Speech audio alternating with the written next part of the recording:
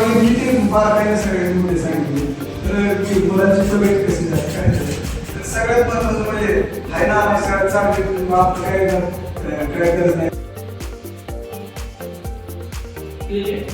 त्याचप्रमाणे इयत्ता 5 ते 8 आता जर बघितलं तर स्पेशलायझेशन असेल, BSc असेल, त्याचप्रमाणे BA असेल किंवा MA असेल, ज्या विषयामध्ये त्याला नॉलेज आहे ते शिक्षक आता तुमच्या विद्यार्थ्यांना आहे.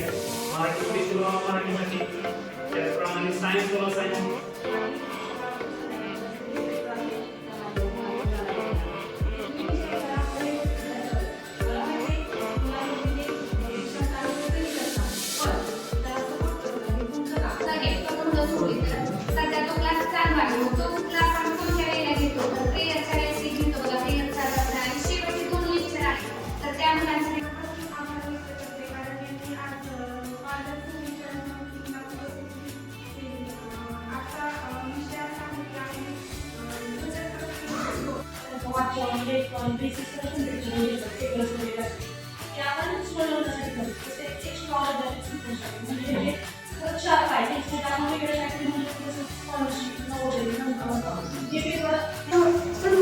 सर्व शिक्षक सर्व आमची तयारी करून घेतात. आम्ही डाऊन क्लिअर करतात. सगळे आमची शाळा अभ्यासातच नाही तर सर्व क्षेत्रात पुढे आहे. तसेच अभ्यास करायला त्याचं हँडरायटिंग एवढं खराब होतं म्हणजे मी सारखी त्याला सांगायची की तुझं हँडरायटिंग खराब आहे.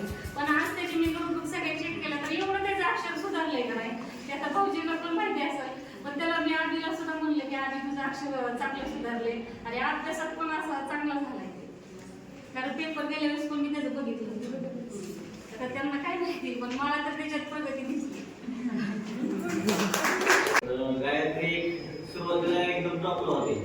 काही थोडे दिवस गेल्या 1-1.5 वर्षापर्यंत पूर्ण दिवस आले. सेकंड फर्स्ट किंवा सेकंड नंबरला साठी 4-5 नंबरला आले.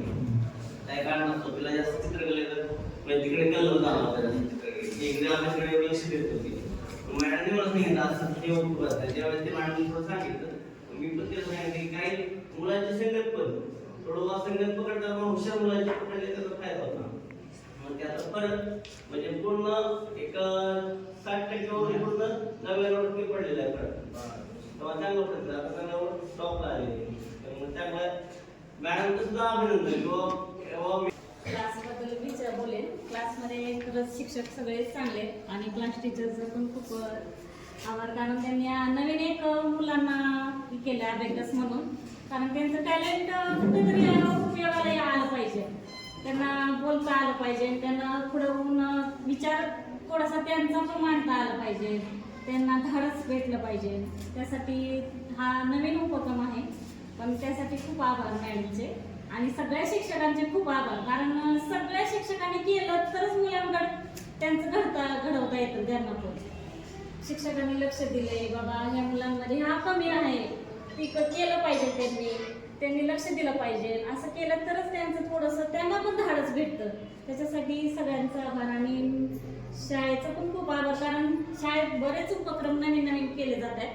त्याच्यासाठी त्यांचे पण खूप आभार कारण केले तरच होतं असं म्हटलं जातं म्हणून त्याच्यासाठी मी एवढंच बोलू थांबते. प्रसाद बनसुडे अगोदर घरातनं बाहेर निघत नव्हता. जेवण करत नव्हता काय नव्हतं म्हणलं फक्त डबा खाऊन जरी आला शाळेत तरी बस. पण आता ते स्पोर्टमध्ये त्याला जेवण करून नुसतं डबा खाऊन आलं शाळेतून आलं तरी पण चालते. स्पोर्टमध्ये त्याचा 2रा क्रमांक आला बॉक्सिंगमध्ये जिल्हास्तरीय. मी तर नको म्हणायची स्पोर्टमध्ये म्हणलं हातपाय मोडून कारण घरातून बाहेर निघत नव्हतं त्यामुळे त्यावेळेस त्याची इच्छा होती की मी स्पोर्टमध्ये जाणार. म्हणलं स्पोर्टमध्ये गेल्यावर तो अभ्यासाकडे लक्ष देणार नाही पण अभ्यासाकडे पण तो आता लक्ष द्यायला लागला आणि चांगलं मार्क पण आता जास्त पडायचं आणि धाडसी पण झाला.